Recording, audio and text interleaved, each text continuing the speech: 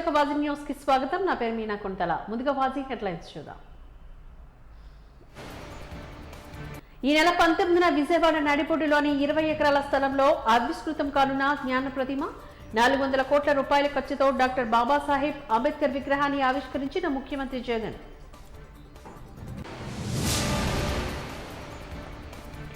విద్యాశాఖ నిబంధనలకు excise police నిబంధనలకు చట్ట వ్యతిరేకంగా ఎమ్మెల్యే మద్యం పంపిణీ, చట్టరీత్యా వాసుపల్ని శిక్షించాలంటూ డిమాండ్ చేసిన జనసేన వైసీపీ నాయకులు. మన్యం జిల్లాల అభివృద్ధిపైన సీఎం జగన్ కు చిత్తశుద్ధి లేదన్న టీడీపీ విశాఖ జిల్లా అధ్యక్షులు. ఫీడర్ అంబులెన్స్లను నిర్వీర్యం చేసి మన్యం ప్రజల ప్రాణాలతో చెలగాటమాడుతున్నారన్న పల్లా శ్రీనివాస్. ఇక డీటెయిల్స్ చూద్దాం. ఈ నెల 19న విజయవాడ నడిపొడ్డులోని 20 ఎకరాల స్థలంలోని 400 కోట్ల రూపాయల ఖర్చుతో డాక్టర్ బాబాసాహెబ్ అంబేద్కర్ విగ్రహాన్ని ముఖ్యమంత్రి జగన్మోహన్ రెడ్డి చేతుల మీదుగా ఆవిష్కరించినట్లుగా రాష్ట్ర SC commission chairman Marmudi Victor Prasad తెలియజేశారు. విశాఖపట్నం పర్యటన సందర్భంగా ప్రభుత్వ అతిథి గృహంలో నిర్వహించిన మీడియా సమావేశంలో పాల్గొని ఆయన మాట్లాడారు. దేశంలో మరెక్కడా నెలకొల్పని విధంగా ముఖ్యమంత్రి జగన్మోహన్ రెడ్డి ప్రతిష్టాత్మకంగా పూర్తి చేసిన ఈ ప్రాజెక్టుకు ప్రారంభోత్సవానికి గాను లక్షలాదిగా ప్రజలు తరలి రావాలంటూ పిలుపునిచ్చారు. గౌరవ ముఖ్యమంత్రి వర్యులు ఆవిష్కరించనున్నారు. ఈ కార్యక్రమాన్ని విజయవంతం చేసే క్రమంలో రాష్ట్ర పర్యటన చేస్తూ ఈరోజు విశాఖపట్నం రావడం జరిగింది. విజయవాడ నడిబొడ్డు అంటే మన అందరికీ తెలుసు. Vijayawada is political capital and business capital. అదిగాక విజయవాడ నడిబొడ్డులో స్వరాజ్య మైదానం, చారిత్రాత్మక మైదానం. ఆ మైదానంలో 20 ఎకరాల విస్తీర్ణం. అంటే 20 ఎకరాలు అంటే ఈ రోజున మనీ పరంగా క్యాల్కులేట్ చేస్తే 2000 కోట్లు విలువ చేసే స్థలంలో 400 కోట్లు ఖర్చు పెట్టి ఒక అద్భుతమైనటువంటి విగ్రహం. పెడస్టల్ 80 అడుగుల ఎత్తు, కేవలం విగ్రహం మాత్రం 125, అంటే 205 అడుగుల ఎత్తులో భారతదేశంలో కని విని ఎరుగిన రీతిగా ఒక అద్భుతమైన కళాఖండాన్ని తీసుకొచ్చి జగన్మోహన్ రెడ్డి గారి నాయకత్వంలో రేపు 19వ తారీఖున ప్రారంభం జరుగుతూ ఉంది. విగ్రహంతో పాటు అక్కడ మల్టీ కన్వెన్షన్ హాల్, 3000 మంది కూర్చునే విధంగా మల్టీ కన్వెన్షన్ హాలు, 2000 మంది కూర్చునే విధంగా ఓపెన్ థియేటర్, బౌద్ధ మాంగ్స్ కూర్చుని ధ్యానం చేసుకోవటం మరియు సపరేట్ హాలు, 10,000 పుస్తకాలతో ఒక లైబ్రరీ, అలాగే గ్రీనరీ, ఫౌంటైన్స్, హోటల్ ఫెసిలిటీసు, అన్ని రకాల ఫెసిలిటీస్ కల్పిస్తూ ఒక చారిత్రాత్మక కట్టడంగా రూపొందించడం జరిగింది. గౌరవ ముఖ్యమంత్రి వర్యులు ఈ విగ్రహాన్ని చాలా ప్రతిష్టాత్మకంగా తీసుకొని పక్కా ప్లాన్డ్గా ఈ కార్యక్రమాన్ని విజయవంతం చేయడానికి చాలా శ్రమిస్తున్నారు. అంబేద్కర్ గారు అంటే మనకు తెలుసు. గౌరవ ముఖ్యమంత్రి వర్యులు చెప్పారు నాతో అన్న మాటలు. అంబేద్కర్ గారు అంటే ఎస్సీ ఎస్టీల వరకే ఎంతో ఇంతకాలం లిమిటెడ్ చేశారు. అంబేద్కర్ గారు అలా కాదు. ఈ దేశంలో 140 కోట్ల మంది ప్రజలకి స్వేచ్ఛ, సమానత్వం, సౌభ్రతత్వాన్ని, సమన్యాయాన్ని కల్పించిన వ్యక్తి. అద్భుతమైన భారత రాజ్యాంగాన్ని అందించి ఈ దేశంలో భిన్నత్వంలో ఏకత్వంగా వీఆర్ ఇండియన్స్ అని చెప్పుకునే విధంగా ఒక అద్భుతమైన రాజ్యాంగం రూపొందించి మనకు అందించిన మహోన్నతమైన వ్యక్తి. ఈ దేశంలో 140 కోట్ల ప్రజలకి ఓటు హక్కు కల్పించడమే కాకుండా మనిషిగా గౌరవించే సమాజం ఏర్పడటం కోసం అంబేద్కర్ గారు చేసిన కృషి, త్యాగాలు అనిర్వచనీయమని తెలియజేస్తూ అంగన్వాడీల న్యాయమైన సమస్యలను పరిష్కరించాలని అరుణోదయ ప్రజా మహిళా సంఘ నాయకులు ప్రభుత్వాన్ని డిమాండ్ చేస్తున్నారు. అంగన్వాడీలు చేపట్టిన రిలే నిరాహార దీక్షలు బుధవారానికి 37వ రోజుకు చేరుకున్నాయి. ఈ సందర్భంగా వారు మాట్లాడుతూ నిరసన శిబిరం వద్ద ఈ సందర్భంగా గత 37 రోజుల నుంచి ఎంతో ఔక్యంగా, పట్టుదలగా అంగన్వాడీల వారి న్యాయమైన సమస్యలు పరిష్కరించాలని పోరాడుతున్నారని చెప్పారు. ప్రభుత్వం వీరి సమస్యలు పరిష్కరించకుండా బెదిరింపు చర్యలకు పాల్పడడం సిగ్గుచేటని ఆరోపించారు. ఉద్యోగాల నుంచి తొలగిస్తామని నోటీసులు జారీ చేయడం మానుకోవాలంటూ డిమాండ్ చేశారు. చర్చల్లోని ప్రభుత్వం జీతాలు పెంచడం అని చెప్పడం సమంజసం కాదని అన్నారు.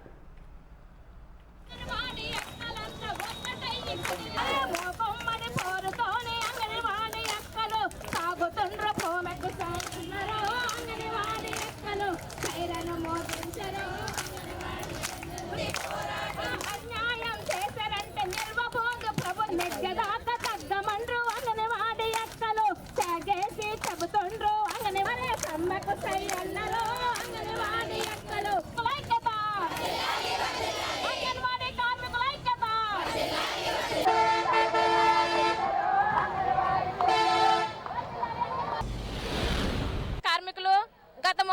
రోజుల నుంచి కూడా మరి ఏదైతే వాళ్ళ డిమాండ్స్ ఉన్నాయో కనీస వేతనం పెంచాలని, కనీస వేతనం ఇవ్వాలని, అట్లాగే గ్రాడ్యుటీ చెల్లించాలని, ఇంకా అనేక రకాల హక్కులు డిమాండ్స్ని వాళ్ళు పెట్టారు. ఆ డిమాండ్స్ కోసం 6 సార్లు ప్రభుత్వం చర్చలకు పిలిచి ఒక్కటి కూడా పరిష్కారం చేయకుండా, అంటే అసలువి వదిలేశారు, కొసలువి పట్టుకొని అవి పరిష్కారం చేస్తామంటున్నారు. వీడు గ్రాడ్యుటీ చెల్లించకుండా ఇంకా వేరే విషయాల్ని తీసుకొస్తున్న పరిస్థితి ఉంది. అందుకే మిత్రులారా, ఈ మన అంగన్వాడీ కార్మికులందరూ కూడా ఒక్క తాటిపైన ఉండి ఏదైతే జగన్మోహన్ రెడ్డి పాదయాత్రలో హామీలు ఇచ్చారో హామీలను అమలు చేయాలనే డిమాండ్ తోటి మరి 37 రోజుల నుంచి కూడా సమ్మెకు కొనసాగిస్తున్న పరిస్థితి ఉంది. మరి ఈ ప్రభుత్వానికి ఎప్పుడు కూడా చేంగుట్టినట్టు కూడా లేదు. అందుకే ఈ అంగన్వాడీ కార్మికులంతా కూడా మొత్తం రాష్ట్ర వ్యాప్తంగా నిరవధిక ధర్నాకి మరి దిగుతున్నటువంటి పరిస్థితి ఉంది. ఈ పోరాటం ఆగదు. వాళ్ళ సమస్య పరిష్కారం అయ్యేంత వరకు అన్ని ప్రజా సంఘాలు కూడా అరుణోదయ సాంస్కృతిక సమైక్య కూడా సంఘీభావం తెలియజేస్తుందని ఈ సందర్భంగా కోరుతున్నాం. విశాఖ దక్షిణ నియోజకవర్గంలో కనుమ సందర్భంగా ఎమ్మెల్యే వాసుపల్లి గణేష్ కుమార్కి చెందిన రామపాలెం కళాశాలలో మద్యం కోడి మాంసం చట్ట వ్యతిరేకంగా పంపిణీ జరిగిందని, దీనిపైన ఎక్సైజ్ నగర పోలీసులు చర్యలు తీసుకోవాలని అంటూ వైకాపా రెబల్ మాజీ Brahmana corporation chairman Seethamraju Sudhakar, rebel Vaikapa కార్పొరేటర్లు కార్యకర్తలు డిమాండ్ చేశారు. సూర్యబాగ్లోని గల ఓ హోటల్లో నిర్వహించిన విలేకరుల సమావేశంలో ఎమ్మెల్యే వాసుపల్లి తీరుపైన మండిపడ్డారు. తెలుగుదేశం నుంచి ఎన్నికైన వైఎస్ఆర్ పార్టీలోకి ఫిరాయించి వాసుపల్లి గణేష్ కుమార్కి చెందిన డిఫెన్స్ అకాడమీలోనే కనుమ పండుగ సందర్భంగా ఈ మద్యం కోళ్ల పంపిణీ జరిగిందని, రామపాలెం క్యాంపస్గా వ్యవహరించే కళాశాలలో డిఫెన్స్ ఉద్యోగాలకు వెళ్లేందుకు గాను శిక్షణ తీసుకునే విద్యార్థులు కూర్చునే తరగతి గదుల్లో 400 మద్యం బాటిల్స్ బతికి ఉన్న కోళ్ల పంపిణీ చేస్తున్న వైనానికి సంబంధించిన వీడియోలు ప్రస్తుతం సామాజిక మాధ్యమాల ద్వారా వైరల్ అయ్యాయని ఆరోపించారు. మనకు దేవాలయాలతో సమానం. అటువంటి విద్యాలయాల్లో విద్యార్థుల చేత పబ్లిక్గా మందు ఇస్తూ రేపు రాబోయే ఎన్నికలు ముందుగానే తాయిలాలు అటు కార్యకర్తలకు కానివ్వండి, ప్రతి ఒక్కరికి కూడా ఒక కోడి ఒక మందు ఇస్తూ ప్రజాస్వామ్యాన్ని తప్పుదో నడిపిస్తూ ఈరోజు ఆయన చేసిన చర్యలు అయితే మాత్రం మనందరూ కూడా చూస్తూ ఉన్నాము. విశాఖ దక్షిణ నియోజకవర్గంలో అనేక సమస్యలు ఈరోజు ప్రతి ఒక్కరికి కూడా, ఎందుకంటే 30-40 సంవత్సరాల కిందట చేసిన డ్రింకింగ్ వాటర్ కానివ్వండి, UGD under ground drainage system కానివ్వండి, రెండు కూడా మిక్స్ అయిపోయి త్రాగడానికి కనీసం తాగునీరు లేని విశాఖ దక్షిణ నియోజకవర్గంలో పరిపాలన గాలికి వదిలేసి రేపు రాబోయే ఎలక్షన్స్లో అతను ఉనికి మనుగడ చాటించుకోవడం కోసం ఈవేళ మందిస్తూ రామబాణం కాస్త మద్యపానం చేస్తూ ప్రజలందరినీ కూడా తప్పుదో పట్టిస్తూ ఉన్నారు. సుమారు 10 సంవత్సరాల నుంచి కూడా అనేక సమస్యలతో సతమతమవుతున్న విశాఖ దక్షిణ నియోజకవర్గంలో ఎక్కడ కూడా ఏ సమస్య పైన కూడా చిత్తశుద్ధి లేకుండా ప్రజలకు ఉపయోగపడే ప్రజా ప్రయోజనకరమైన బిల్డింగ్లు కానివ్వండి, ప్రజా ప్రయోజనకరమైన ఒక స్కూల్స్ కానివ్వండి, ఏవి కూడా ఆయన కన్సర్న్లో అయితే అభివృద్ధి చేయలేదు. ఎందుకంటే సమస్యలు తీర్చాలంటే సమస్యలపై చిత్తశుద్ధి ఉండాలి. అటువంటి చిత్తశుద్ధి లేకుండా, అభివృద్ధి లేకుండా కేవలం మద్యంతో, అంటే దీన్ని ప్రజాస్వామ్యాన్ని ఏ విధంగా అయితే తప్పుతో పట్టిస్తున్నారు అంటే ఓపెన్గా, అంటే ఇది ఓపెన్ లిక్కర్, ఓపెన్ వ్యభిచారం అన్న టైప్లో ఇది ఒక బ్యాంకాక్ వాతావరణం తీసుకొచ్చే విధంగా దక్షిణ నియోజకవర్గాన్ని పాడు చేస్తూ ఉన్నారు. అటువంటి నాయకులకు బుద్ధి చెప్పడానికి ప్రజలందరూ కూడా సిద్ధమవుతూ ఉన్నారు. ఈవేళ ఎంతోమంది తల్లిదండ్రులు మాకు రెఫరెన్స్ చేశారు, రామబాణంలో సీట్ ఇప్పించండి, మేము విద్య నేర్చుకుంటాం, మా పిల్లల్ని చదివించుకుంటాం అని చెప్పేసి ఈ రోజున అదే తల్లిదండ్రులు మళ్ళీ మా వద్దకు వచ్చి మీరు జాయిన్ చేసిన రామబాణంలో మా విద్యార్థుల చేత లిక్కర్లు, ఫుల్ బాటిల్లో కోళ్ళు పట్టుకునే విధంగా ఈ విధంగా తయారు చేస్తూ ఉన్నారు మా విద్యార్థుల్ని. ఇది సబ్బు అని చెప్పేసి తల్లిదండ్రులందరూ కూడా మమ్మల్ని ప్రశ్నిస్తూ ఉన్నారు. అదేవిధంగా ఈ యొక్క రీసెంట్గా నిన్న జరిగిన మీ సంఘటన చూశారు. ఎక్సైజ్ చట్టాలను ఉల్లంఘించి, విద్యా చట్టాలను ఉల్లంఘించి నిన్న ఒక చీప్ లిక్కర్, దాన్ని సుమారుగా చాలా తక్కువ ఖరీదు అది, అలాంటి చీప్ లిక్కర్, అసలే ఈ లిక్కర్ మీద చాలా అభియోగాలు ఉన్నాయి. ఏంటంటే వైట్లో పేమెంట్ తీసుకోకుండా క్యాష్లోనే పేమెంట్ తీసుకుంటూ ఉన్న ఈ లిక్కర్ షాప్లోంచి అదొక అన్యాయం అయితే, మరొక అన్యాయం ఏంటంటే ఈ లిక్కర్ని బాహాటంగా ఒక చట్టాలను ఉల్లంఘించి 400 బాటిల్ని 2-3 బాటిల్ దాటి నాకు తెలిసి ఎక్సైజ్ చట్టం ఒప్పుకోదు. అలాంటి చట్టాన్ని ఉల్లంఘించి ఫీజు ఏమైనా కట్టారా, పార్టీకి తరఫున ఏమైనా లైసెన్స్ తీసుకున్నారా, ఏమీ లేకుండా ఒక విద్యాలయంలో ఆ విద్యా సంస్థలో ఇలాంటి దారుణమైన దుర్మార్గమైన చర్య, దానికి తోడు తగుదనమ్మంటూ కోళ్ళు, దాన్ని మళ్ళీ మెసేజ్లు వాట్సాప్లో మీరందరూ చికెను బాటిల్ తీసుకుని వెళ్ళండి అని చెప్పి యథేచ్ఛగా నిస్సిగ్గుగా, సిగ్గు లేకుండా మరి ఆయన ఏదో డిఫెన్స్లో చేస్తానంటారు, ఎక్కడో చేశానని పని చేశానంటారు, రకరకాల ఫ్లెక్సీల మీద కూడా రాసుకుంటాడు ఆయన, నేను పలానా చదువు చదివాను, పలానా ఉద్యోగం చేశానని. ఈ చదువు నీకు నేర్పింది ఇదేనా అని మీ మీడియా ముఖంగా తెలియజేస్తున్నాను. నీకు ఈ ఉద్యోగం నేర్పిన డిఫెన్స్ అంటే త్రివిధ దళాల్లో మనకి ఎంత డిసిప్లిన్ నేర్పుతుంటే, నా కొడుకులు కూడా డిఫెన్స్ స్కూల్లోనే చదువుకున్నారు. ఎందుకంటే ఒక డిసిప్లిన్ ఉంటుందని నేను డిఫెన్స్ స్కూల్లో చదివించా. సో ఇలాంటి ఇలాంటి ఉద్యోగ సంస్థ నుంచి వచ్చి సివిలియన్స్కి నువ్వు ఇదేనా నేర్పేది, వాటర్స్కి ఇదేనా నేర్పేది నువ్వు అని మీ ముఖంగా, పత్రికా ముఖంగా నేను ప్రశ్నిస్తున్నాను.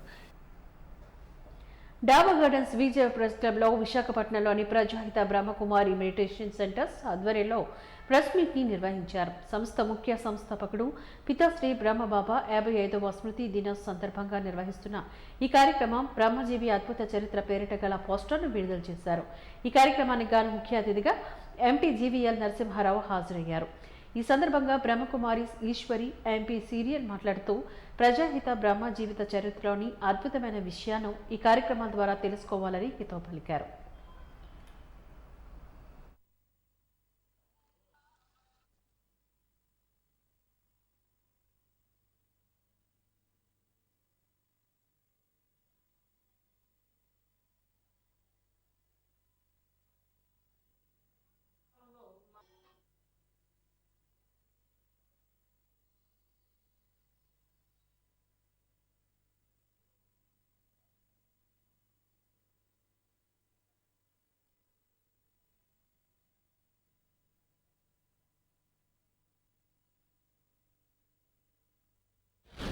అంటే భారతదేశం ప్రపంచంలో భారతదేశానికి ఏ గుర్తింపు ఉన్నా లేకపోయినా గతంలో ఆధ్యాత్మికంగా భారతదేశం ప్రపంచానికి గురువు. అది దాదాపుగా అది మన వేలాది సంవత్సరాల సివిలైజేషన్ నుంచి మన యొక్క గొప్పతనం ప్రపంచం గుర్తించింది. we were the spiritual leaders of the world forever. Bhagavad Gita సమయం నుంచి ప్రతి ఒక్క మన పురాణాల నుంచి కానివ్వండి, మన యొక్క దాన్ని కాపాడటంలో బ్రహ్మకుమారి సంస్థ చేసినటువంటి సేవలు మరోలేనివి. దానిలో మరి ప్రజాపిత బ్రహ్మ అయినటువంటి బ్రహ్మశ్రీ గారు ఈరోజు చేసినటువంటి బ్రహ్మ బాబా గారు చేసినటువంటి సేవలు, వారి సంస్థనే స్థాపించకపోతే నాకు తెలిసిన అనేక సంస్థలు బాగా ప్రాచుర్యం పొందాయి. కేవలం ఎటువంటి వివాదం లేకుండా, ఎప్పుడు ఎటువంటి అనవసరపు చర్చలోకి రాకుండా పూర్తిగా తమ ఆధ్యాత్మిక విధానాన్ని ప్రజల్లోకి తీసుకువెళ్తూ ఒక పాజిటివ్ వాతావరణం నిర్మించిన కొన్ని సంస్థల్లో బ్రహ్మకుమారీస్ అన్నది చాలా ప్రముఖమైందని చెప్పక తప్పదు. సంస్థతో కొన్ని ప్రాంతాల్లో వారు ఆ సమయంలో కోవిడ్ లాక్డౌన్ సమయంలో వారు ఇబ్బందులు పడి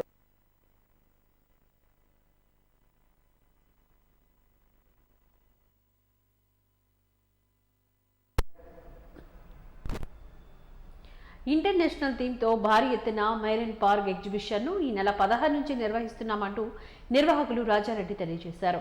బీచ్ రోడ్లోని సబ్ మెరైన్ ఎదురుగా పోలీస్ మెస్ వెనుక ఉన్న ఎయిర్ గ్రౌండ్స్లోని మంగళవారం నుంచి జరిగే ఎగ్జిబిషన్లో ఎన్నో ప్రత్యేకతలు ఉన్నాయంటూ వెల్లడించారు.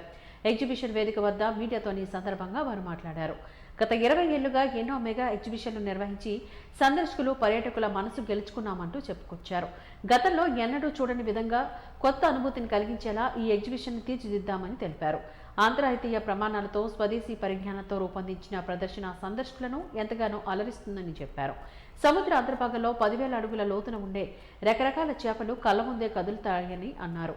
పూర్తి సెంట్రల్ వేసి ఏసీ సౌకర్యంతో టనల్స్ ఎక్వేరియంలోని 150 జాతులకు చెందిన 60,000 విదేశీ స్వదేశీ చేపల ప్రపంచాన్ని అందుబాటులోకి తెచ్చామని అన్నారు. ఈ ఏడాది ప్రత్యేకంగా ఎగ్జాటిక్ బర్డ్ పెట్ షోని సందర్శకులను మంత్రముగ్ధులు చేస్తున్నాయి. అయితే 150 రకాల విదేశీ పక్షులు, పెంపుడు జంతువులు, ఫ్రెండ్లీ స్నేక్స్ సరికొత్త ఆనందాన్ని ఇస్తాయని చెప్పారు. దీంతో పాటు వరల్డ్ క్లాస్ అమ్యూజ్మెంట్ రైడ్స్, 100 వరకు handlooms, hand craft stalls, food courts ఉన్నాయని అన్నారు. ఎంతో ఆహ్లాదంగా సాగే ఎగ్జిబిషన్ను సందర్శించి విజయవంతం చేయాలని రాజారెడ్డి కోరారు. బర్డ్ షోని ప్రత్యేకంగా జంతు ప్రేమికులను సురేష్ను వివరించారు.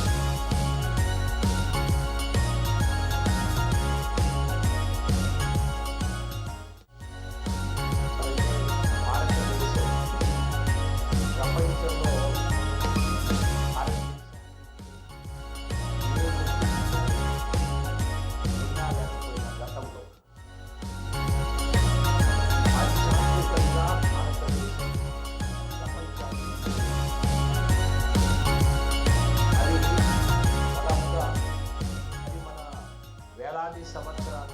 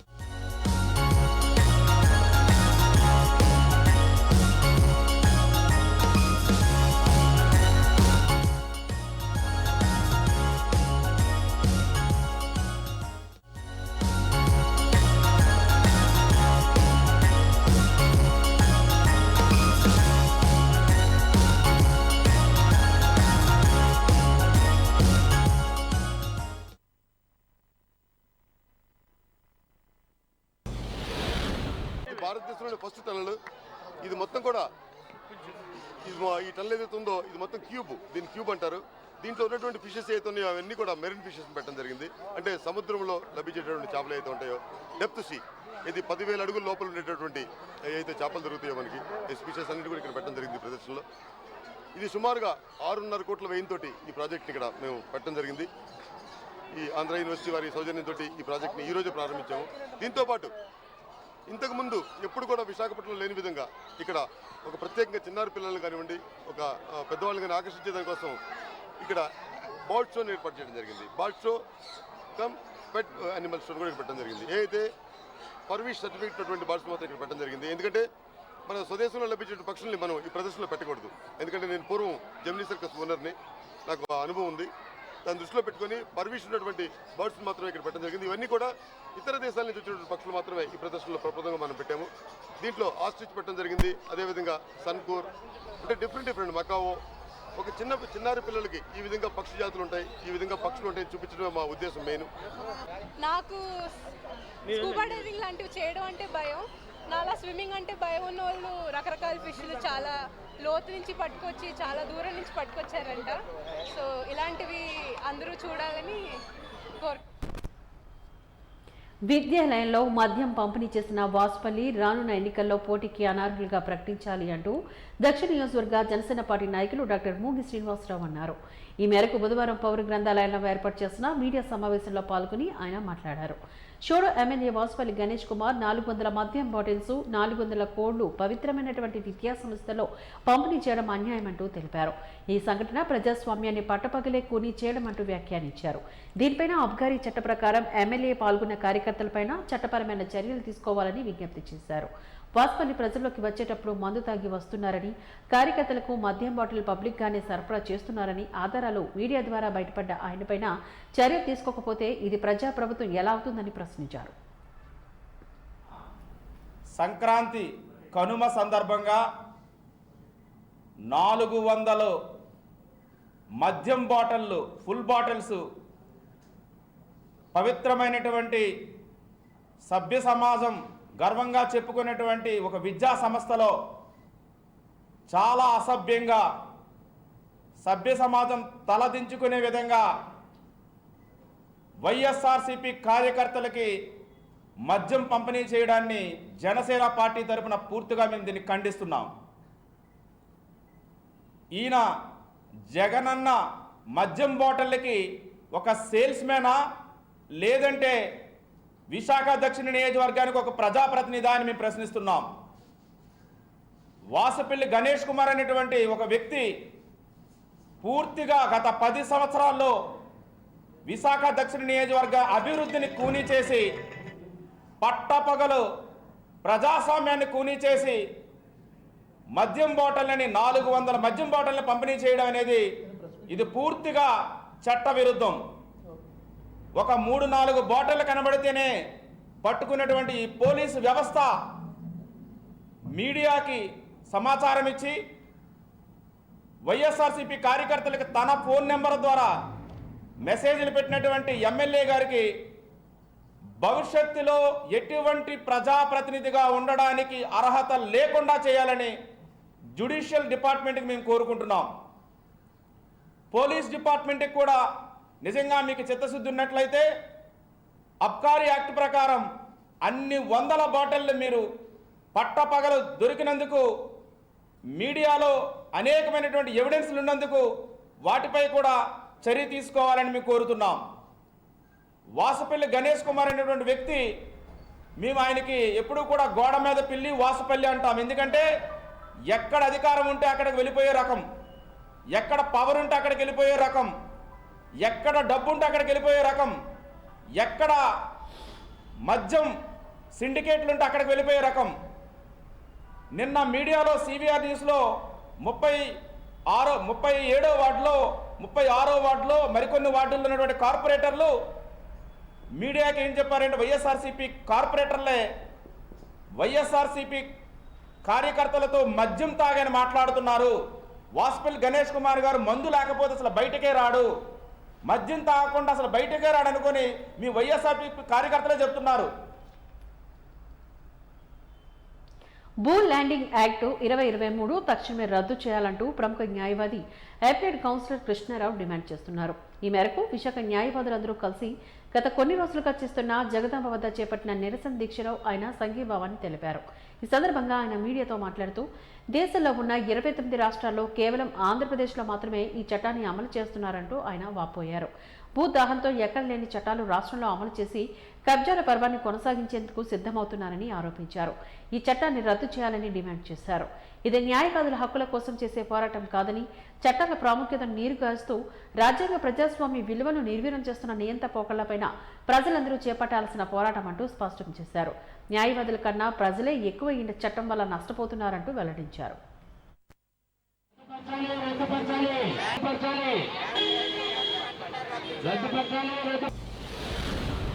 ప్రజలందరికీ సంబంధించింది, కేవలం న్యాయవాదులకు మాత్రమే కాదు. న్యాయవాదులకు కేసులు తగ్గుతాయేమో అన్నటువంటి ఉద్దేశంతో వారు ఉద్యమిస్తున్నారన్న మాట కూడా వాస్తవం కాదు. ప్రజలందరికీ వారి వారి ఆస్తుల మీద ఉండేటువంటి హక్కులకు ప్రమాదం సంభవించబోతోంది ఈ చట్టం ప్రకారం. ఇంతవరకు ఉన్నటువంటి రిజిస్ట్రేషను, మిగతా వ్యవస్థలు ఇవన్నీ కూడా సరిగ్గా పనిచేయటం లేదని చెబుతున్నారు. ఇది వాస్తవం కాదు. వాస్తవం కాదని మనందరికీ కూడా తెలుసు. అందుచేత మనం ప్రతి చిన్న విషయానికి కూడా ఈ చట్టం కింద రాబోయేటువంటి ఆఫీసర్స్ దగ్గరికి వెళ్ళి వాళ్ళ తాలూకు పర్మిషన్ లేనిదే ఆస్తి విషయమై మీరు ఊపిరి పీల్చడానికి కూడా సాధ్యం కాదు అని చెప్పచ్చు. ఆ రకమైన పరిస్థితి వస్తుంది. అందుకని ఈ పరిస్థితి నివారించాలి అంటే దయచేసి మీరు న్యాయవాద సంఘాలన్నిటితో చేయగలపండి. ఇది అందరికీ సంబంధించిన సమస్య. ఇంకొకసారి చెప్తున్నాను. మన్యం జిల్లాల అభివృద్ధిపైన సీఎం జగన్కు చిత్తశుద్ధి లేదని టీడీపీ విశాఖ జిల్లా అధ్యక్షులు పల్లా శ్రీనివాసరావు ఆరోపించారు. ఈ మేరకు రామ్నగర్లో గల పార్టీ కార్యాలయంలో నిర్వహించిన విలేకరుల సమావేశంలో శ్రీనివాసరావు పాల్గొని మాట్లాడారు. నా ఎస్టీలు, నా బీసీలు అంటూ అడవి బిడ్డలను తన సొంత బంధువులా పలకరించి సీఎం జగన్మోహన్ రెడ్డికి డోలీలో బైకులపైన మృతదేహాన్ని తీసుకెళ్తున్న ఘటనలు కనిపించడం లేదా అంటూ ప్రశ్నించారు. ఇప్పటికీ కూడా మన్యం ప్రజలు వైద్యం కోసం పట్టణాలపైన వైపే పరుగులు తీస్తున్నారని, తల్లి బిడ్డ శిశు మరణాలు అధిక శాతం మన్యంలో నమోదవుతున్నాయని ప్రభుత్వానికి తెలియడం లేదా అని ఆరోపించారు. పీడర్ అంబులెన్స్ను నిర్వీర్యం చేసి మన్యం ప్రజల ప్రాణాలతో చెలగటమాడుతున్నారంటూ మండిపడ్డారు. చంద్రబాబు హయాంలో మన్యంలోని మరణ మృదంగాలు లేవని, వాటిని ఆరోగ్య సదుపాయాలకు లోటు లేదని గుర్తు చేశారు. మేము చాలా బాగా పరిపాలన చేస్తున్నామని ఒకవైపు చెప్తూ మరి ఈరోజు మృతదేహాలని ట్రైబల్స్ బైకుల మీద తీసుకెళ్లాల్సినటువంటి పరిస్థితి ఎందుకు వచ్చింది? దీనికి ఎవరు బాధ్యులు? విశాఖపట్నం మన్యంలో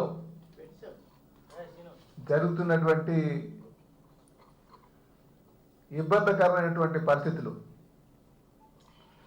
అంటే మన్యంలో మాట్లాడితే జగన్మోహన్ రెడ్డి గారు నేను చాలా బాగా పరిపాలన చేస్తున్నాను, నేను నా బీసీలు, నా ఎస్సీలు, నా ఎస్టీలు, నా మైనారిటీస్ అని మాటికి ఆయన ఏ మీటింగ్లోకి వెళ్ళినా సరే చెప్తూ ఉంటారు.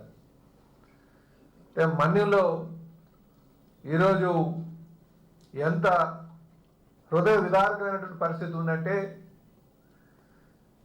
ఒకవైపు రాష్ట్రంలో అప్పులు ఫుల్గా ఉంది, అంబులెన్స్ సర్వీసులు నిల్లుగా ఉన్నాయి. ఈ మధ్యకాలంలో మన్యం ప్రాంతంలో ఒక తల్లి కూతురు చనిపోతే వారి బంధువులు ట్రైబల్స్ ఆ మృత్యుదేహాల్ని బైక్ పైన డోలీ పైన తీసుకెళ్లేటువంటి పరిస్థితి. అంటే మొత్తం అంబులెన్స్ సర్వీసెస్ అన్నీ వైసీపీ ప్రభుత్వం గాలికి వదిలివేసింది. కేవలం అప్పులు చేసుకోవడానికి తప్ప మిగతా సర్వీసెస్ ఏవి పట్టించుకోవట్లేదు అనడానికి ఇది ఒక నిదర్శనం అని చెప్పి తెలియజేస్తున్నాం. గత ప్రభుత్వంలో చంద్రబాబు నాయుడు గారి హయాంలో ఫీడర్ సర్వీసెస్ ఉండి ఆ కొండవాళ్ళ ప్రాంతంలో కానీ ఎక్కడైనా ఎవరికైనా సరే ఇబ్బందికరమైనటువంటి పరిస్థితి ఉంటే అందులో ఆ ఫీడర్ సర్వీస్ ద్వారా ఒడ్డుకి అంటే పల్లం ప్రాంతానికి తీసుకొచ్చి వాళ్ళకి మెడికల్ సదుపాయాలు ఏర్పాటు చేసేటువంటి సందర్భం ఉండేది. కానీ ఇప్పుడు ఎంత దారుణంగా ఉందంటే వాళ్ళని అంటే చూడడానికి చాలా ఇబ్బందికరంగా ఉన్నటువంటి, వినడానికి ఇంకా బాధకరంగా ఉన్నటువంటి పరిస్థితి. ఒక మృత్యుదేహాన్ని బండి మీద కూర్చోబెట్టి తీసుకెళ్తున్నామంటే మనం ఎక్కడున్నాం, ఏ పరిస్థితిలో ఉన్నాం, దీనికి ఎవరు సమాధానం చెప్తారు? ఒకవైపు చూస్తే మేము చంద్రబాబు నాయుడు గారి హయాంలో ఆ ఫీడర్ అంబులెన్స్లు ఉన్నప్పుడు ఎవరికైనా ఇబ్బంది కలిగితే వెళ్ళి తీసుకొచ్చేవారు. ఎందుకు మీరు ఫీడర్ అంబులెన్స్ సర్వీసెస్ నీరు గార్చారు? అంబులెన్స్లు ఎందుకు అందుబాటులో ఉన్నాయి? అందుబాటులో లేకపోవడం కారణం ఏంటి? అలాగే ఒకవైపు ఈ ప్రభుత్వం మేము అంత చేస్తున్నాం ఇంత చేస్తున్నాం చెప్తూ అన్ని రంగాల వారికి అన్ని సెక్షన్ వారికి కూడా ఇబ్బందులు పెట్టేటువంటి పరిస్థితి ఉంది. ఈరోజు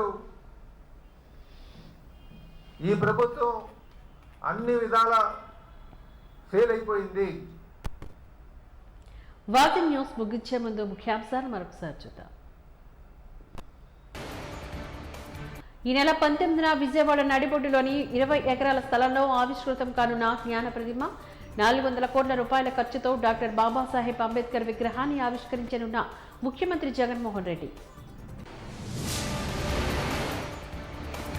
విద్యాశాఖ నిబంధనలకు ఎక్సైజ్ పోలీస్ నిబంధనలకు చట్ట వ్యతిరేకంగా ఎమ్మెల్యే మద్యం పంపిణీ చట్టరీత్యా వాసుపల్ని శిక్షించాలంటూ డిమాండ్ చేసిన జనసేన వైసీపీ నాయకులు.